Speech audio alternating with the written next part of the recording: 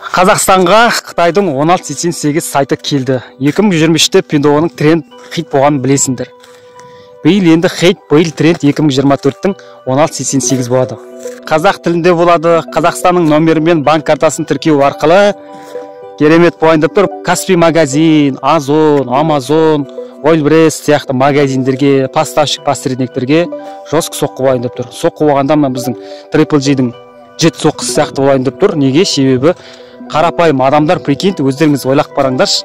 Сіз бен біз сияқты қарапайым адамдар үйде отырып, Қытайдың завод фабрикаларына тіке без поставщик, без посредник шығып, өзі қалаған тауарын алдыра алады.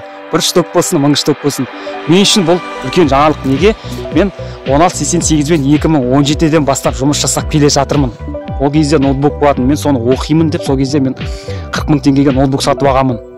Ноутбук кезінен бастап осы телефон шыққан кезге дейін мен оны білемін. 1688-ді қаншалықты тіркелу қиын болатын менен жақсы ешкім біле қоймас. Неге? Себебі мен соған бола загран паспорт алдым, верификациядан өте алмадым. Алипейге тіркелу үшін Қытайдың нөмірі керек болатын. Қазір пожалуйста Қазақстанның нөмірімен Қазақстан банк картасымен тіркелесің, қалаған тауарыңды алдырып жұмыс жасай бересің. Яғни бір товар Қытайдың завод фабрикасынан бір товарды алдырып сатып екеу қол, екеуін үшеу қылам деушілік, ол керемет мүмкіндік. Сенің кәсібің интернетте болмаса, кәсібіңді жоқ дей бер дейді. Яғни айтқанда кәсіпті заманға сай қылу керек. Қазір адамдар жалпы кемеге қарай жүгіріп асығып жатыр, ал бір адамдар жан-жағына қарап маңқиып әлі жүр.